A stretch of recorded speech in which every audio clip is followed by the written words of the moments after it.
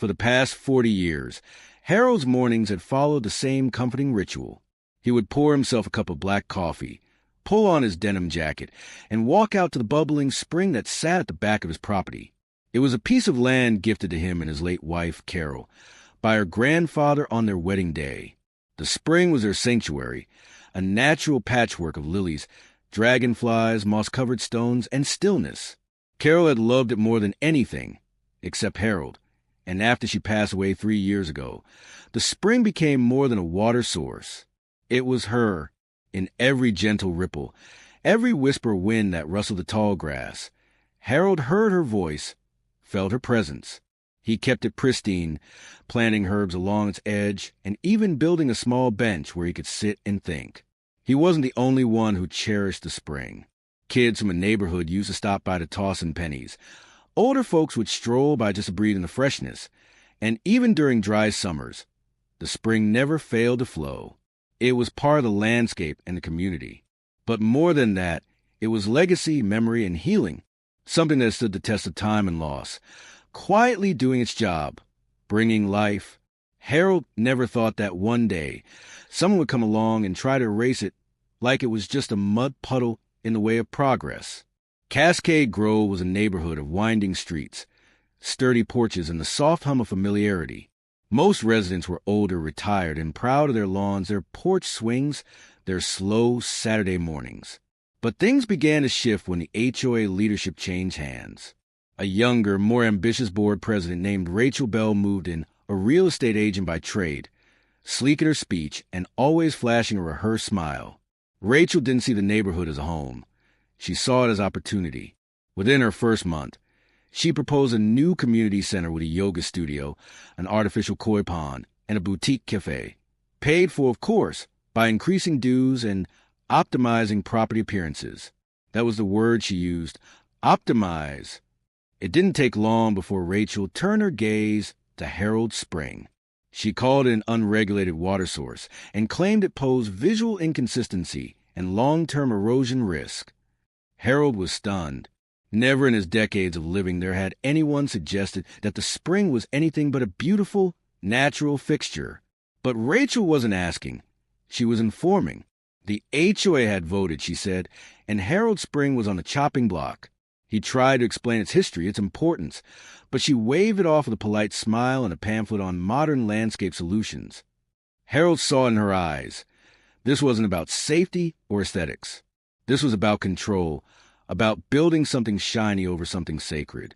It arrived on a Tuesday in a stiff envelope that smelled like printer toner and power plays. The letterhead read, Cascade Grove HOA Compliance Division, and the contents made Harold's hand shake. He was given 30 days to decommission and cap the natural spring located at the rear of his property, or face daily fines of $350. The letter was cold, bureaucratic, and final. It cited vague clauses from HOA bylaws Harold had never seen, terms like non-conforming land feature and unauthorized water management system. He read it twice, then a third time, then placed it down and walked out to the spring. It was quiet, the water murmuring as it had for generations, unaware of the red tape threatening to silence it. Harold sat on the bench he and Carol had built and stared out over the ripples. He felt a surge of grief, real, bone-deep grief, not just for the spring, but for everything it represented. His wife's laughter, their Sunday picnics, the time they danced barefoot by moonlight with the water as their only witness. It felt like losing her all over again. And in that moment, Harold made a promise. They might fine him.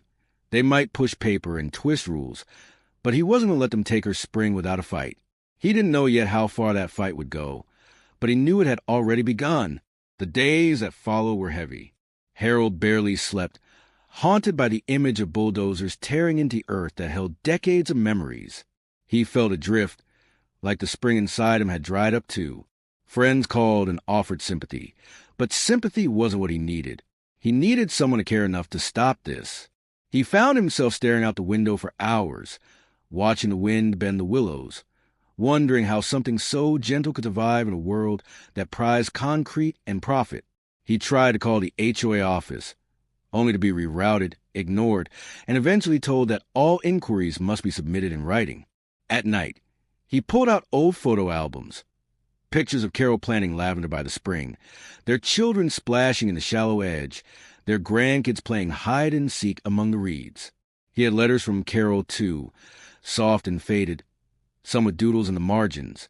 One read, "If anything ever happens to me, promise me you'll keep the spring alive." Harold whispered those words out loud, voice cracking.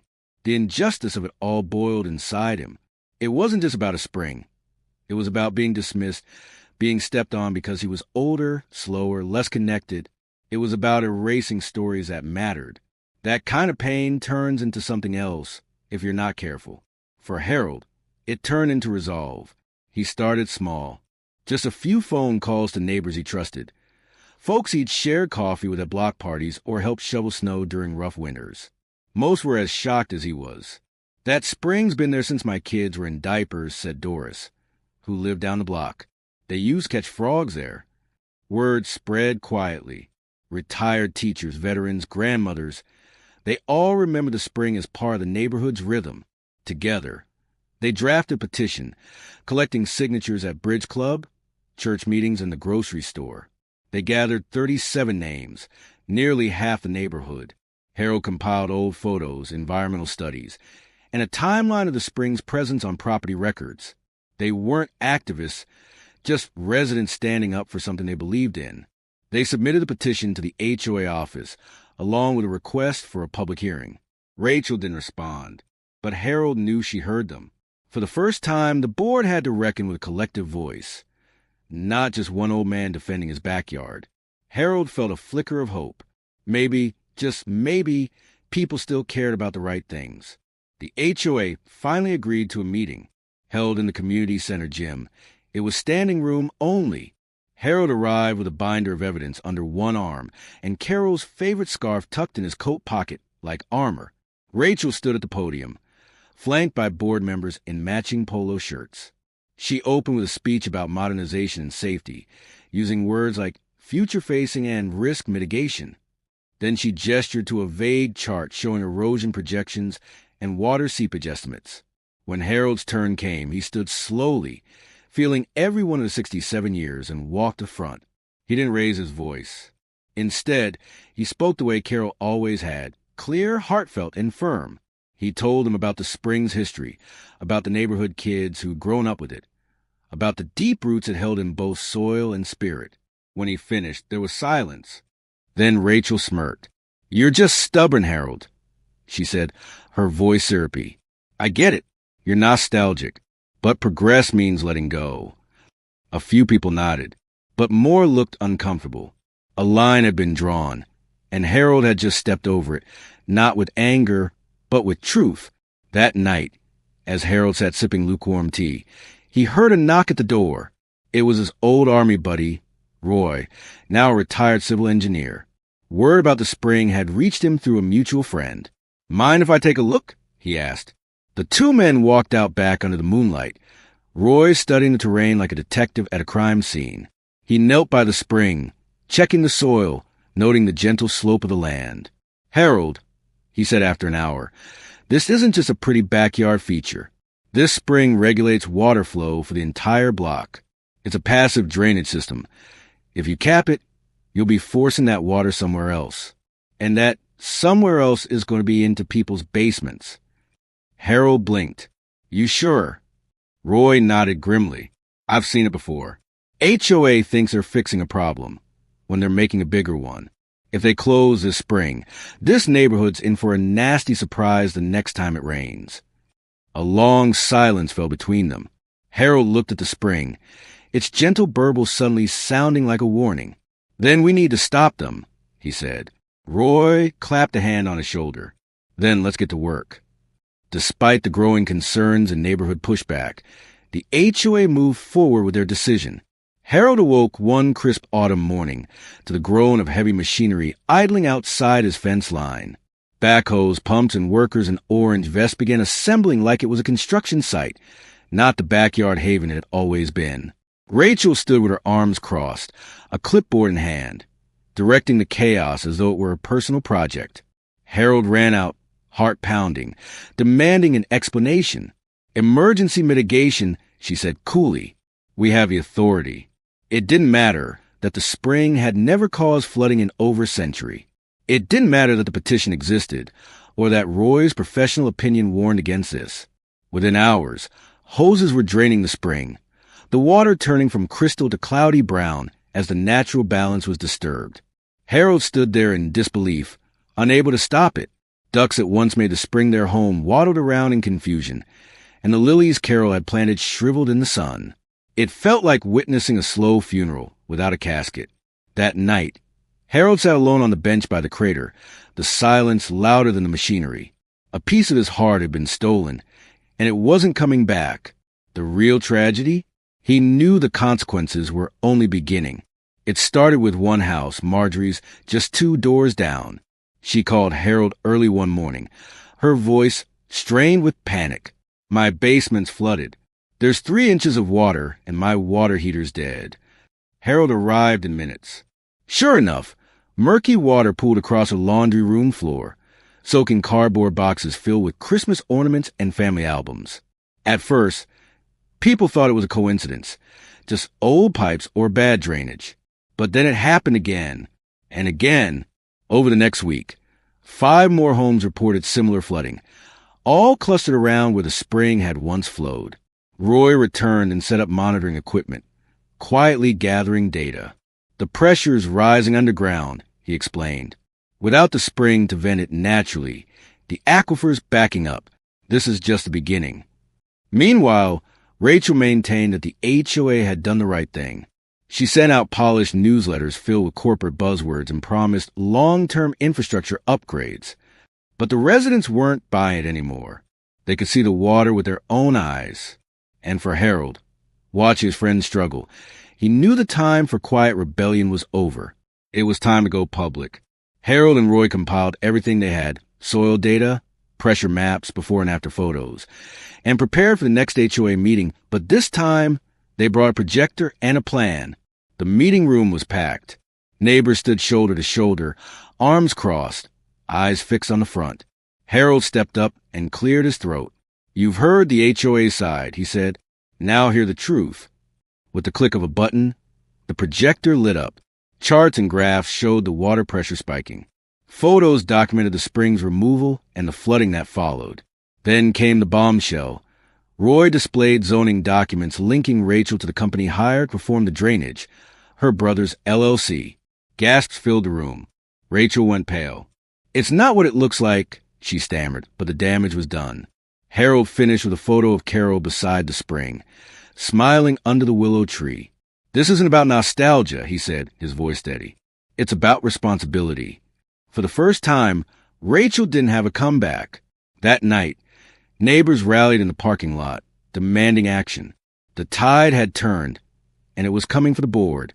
In the days that followed, a wave of unity swept through Cascade Grove. Neighbors who once kept their heads down now stood tall, sharing their own stories of flooding, rising insurance costs, and the growing unease in their once peaceful homes. Doris hosted a coffee hour where residents compared repair estimates and formed a neighborhood committee independent of the HOA. Social media lit up with before and after photos of the spring, and a local environmental group caught wind of the story. They visited, took samples, and validated Roy's findings. Rachel tried to save face with PR campaign, claiming the HOA acted in good faith, but no one bought it. The news reached a regional paper, and soon Harold found himself being interviewed in his garden, holding a photo of Carol. He didn't speak in outrage. He spoke in facts, compassion, and quiet strength. That interview went viral. Donations started pouring in from environmental advocates across the country. The community that had once been divided by bureaucracy was now united by purpose. People painted signs. Others volunteered to help clean flooded basements. And through it all, Harold kept showing up, because when people know they're not alone, they start to believe in change. Then came the storm. Just a moderate rain, the kind that wouldn't have raised eyebrows before. But this time it triggered chaos. 15 homes reported basement flooding within 48 hours. Crawl spaces filled with water. Some pumps failed, and insurance agents scrambled to assess damages. The HOA held an emergency meeting, but the board's answers rang hollow. Unforeseen circumstances, they claimed. But the residents had seen enough. They confronted the board with Roy's data, with their ruined property, with pictures of mold crawling up drywall. Rachel tried blaming the city, but the city engineer, already alerted by Roy and Harold, stood up and said plainly, "This is not a city issue. This is a water table disruption caused by the removal of a natural drainage source." That was the nail in the coffin. Homeowners began preparing a class action lawsuit. Rachel was forced to step down, and the HOA's attorney began settlement negotiations. But more importantly, the people of Cascade Grove stopped waiting for permission to fix what had been broken. They hired an independent team of hydrologists and began drawing plans to restore the spring. Not as it was, but better, protected, and permanent. Restoring the spring wasn't easy. The land had been disturbed, compacted, and scarred by machinery. But Harold, Roy, and the newly formed Restoration Committee worked day and night, mapping out the original flow pattern with the help of old photos and Carol's garden notes. Volunteers arrived with shovels and wheelbarrows, digging by hand to reduce damage. Roy brought in eco-engineers who designed a sustainable water regulation system that mimicked the spring's original behavior. Even the environmental agencies stepped in, offering guidance and small grants. And as the ground opened up and water began to flow again, something shifted in the air: hope. One evening, as the first trickle returned to the bed, Harold stood ankle-deep in the mud, tears in his eyes. "She'd be proud," he whispered. The ducks returned. The lilies began to sprout. Children gathered to toss pebbles in, and neighbors brought lawn chairs to sit and watch. It wasn't just about fixing water problems. It was about reclaiming identity. The spring stood not just as a natural feature, but as a community's heartbeat brought back to life. With the spring fully restored, the residents of Cascade Grove took it a step further. They voted unanimously to amend the HOA bylaws. No future construction, modification, or drainage project could proceed without a full environmental impact assessment and public vote. Rachel's former mansion, vacant since her departure, was converted into the Cascade Grove Environmental Learning Center. It now hosted classes on native plants, responsible landscaping, and water conservation. Carol's bench was restored and turned into a centerpiece, engraved with a quote, "Let the water run where it belongs." Property values began to recover, but more importantly, neighbors were closer than ever. They had been tested, and instead of splintering, they had fused into something unshakable. Harold continued his morning visits to the spring, sometimes joined by new residents eager to learn the story. He always told them the same thing. "We thought we were saving a spring. Turns out we were saving each other." As the months passed, Cascade Grove became a symbol of what could happen when people refused to be silenced. Universities studied the case. News outlets returned for follow-up stories. And Harold was invited to speak at town councils and community associations, sharing not just his experience, but the practical steps for how other neighborhoods could avoid the same disaster. His message was simple but profound.